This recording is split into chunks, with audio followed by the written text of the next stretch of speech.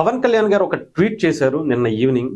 నిజంగా ఆ ట్వీట్ చూసిన తర్వాత చాలా మారాలి, చాలా ఆలోచించుకోవాల్సినటువంటి టైం వచ్చింది. డెఫినెట్గా ఒక గుండెని తట్టి లేపినంత మెసేజ్ అయితే ఆయన పంపించడం జరిగింది. ఇది ప్రతి హిందువు ఒకటికి 10 సార్లు ఆలోచించుకుని మీరు బయటికి రావాల్సినటువంటి టైం వచ్చింది అని పవన్ కళ్యాణ్ గారు సంకేతం పంపించినట్టుగా అనిపించింది. ఎంతసేపు ఇలా చేతగానితనంగా మీరు కూర్చుంటారు? ఏంటిది? ఇంకా మీరు మారరా? బయటికి రారా? మీ ఇంట్లో వాళ్ళను ఇంకొకళ్ళను మీరు తిట్టినప్పుడు ఎంతైతే బాధపడో ఇంకొకటో బయటకు వచ్చి కోపడతారో, అదే మన ధర్మం మీద మనం ఎంతో గొప్పగా ఈ దేవుడి గురించి మనం భావించినప్పుడు ఆయన మీద జరుగుతున్నటువంటి దాడులు, రీసెంట్గా తిరుపతికి సంబంధించినటువంటి లడ్డూకి సంబంధించి కల్తీ నెయ్యి గురించి, కల్తీ నెయ్యి గాని కూడా చెప్పలేం, కొన్ని రసాయనాలతో కూడినటువంటి వ్యర్థాన్ని తీసుకొచ్చి కొన్ని దశాబ్దాల నుంచి, కొన్ని వందల దశాబ్దాల నుంచి ఎంతో నియమ నిష్టమాలతో చేస్తున్నటువంటి ఆ లడ్డూని కూడా దారుణంగా కెమికల్స్ వాడి మన ప్రాణాలే తీయాలనేటువంటి కుట్ర జరిగిందేమో అనుకునేటువంటి పరిస్థితి వచ్చినప్పుడు కూడా బయటికి రారా? ఎన్నో సందర్భాల్లో ఆంధ్రప్రదేశ్లో 2019 నుంచి 24 వరకు ఎన్నో హిందూ దేవాలయాల మీద దాడులు, ఎన్నో విగ్రహాల మీద దాడులు, ఇవన్నీ జరిగినప్పుడు కనీసం మనం బయటకు వచ్చి ఎందుకు మాట్లాడలేకపోతున్నాం? ఎప్పుడో బ్రిటిషోడో లేదంటే ముస్లిం రాజులో ఎంతో మంది ఈ దేశాన్ని పరిపాలించి ఈ దేశం మీద దాడులు చేసినప్పుడు కూడా మనం ఇలాంటి పరిస్థితి ఎదుర్కోలేదు.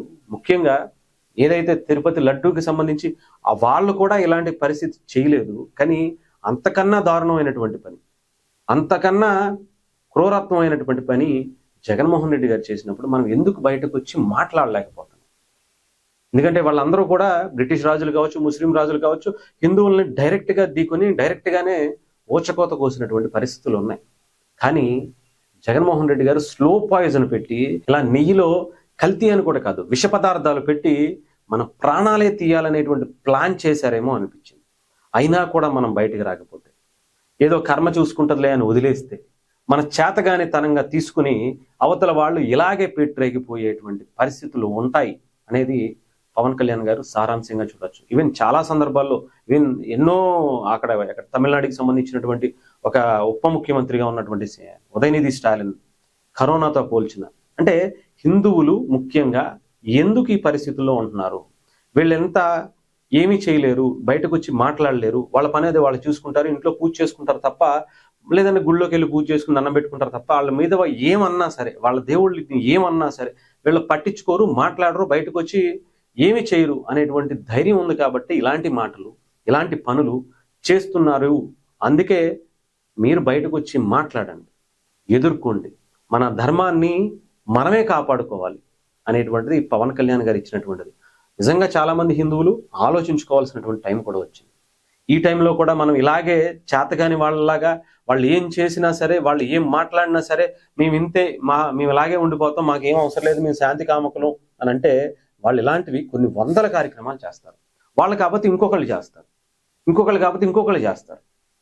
ఇలాంటివి అడ్డుకట్టపడాలి అంటే మనం బయటకు వచ్చి నిలదీయాలి.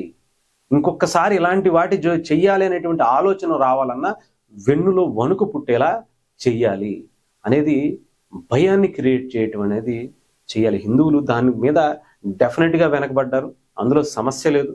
మీరు ఇక్కడ ఉండేటువంటి చాలా మంది మన ఎక్కడెక్కడికో వెళ్ళిపోవాలనే ఆలోచన కాదు, మనకి ఈ దేశం తప్ప ఇంకొకటి లేదు హిందువులకి, అది మనం గుర్తుపెట్టుకోవాలి.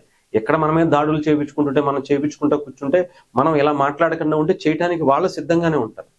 అదే కనుక మనం ఎదురు తిరిగి మాట్లాడగలిగితే చెయ్యాలన్న ఆలోచన వచ్చిన భయం కలుగుతుంది. అనవసరంగా మనం వాళ్ళ జోలికి వెళ్ళొద్దు, వాళ్ళని మాత్రం టచ్ చేయకూడదు, వాళ్ళ దేవుళ్ళని, వాళ్ళ ధర్మం జోలికి అస్సలు మాట్లాడకూడదు. ఎవరో ప్రకాష్ రాజు లేదంటే ఇంకొకడు, లేదంటే ఎవరో ఉదయనిధి స్టాలిన్ లాంటి వాళ్ళు కరోనాతోనూ ఇంకొక దానితోనూ ఆ ప్రశ్న అనేటువంటి దరిద్ర పేద ఎలా కొంతమంది తయారైపోతూ ఉంటారు. ఎందుకు వీళ్ళకి కొంతమంది గొర్రె పాస్టర్లు తయారవుతారు.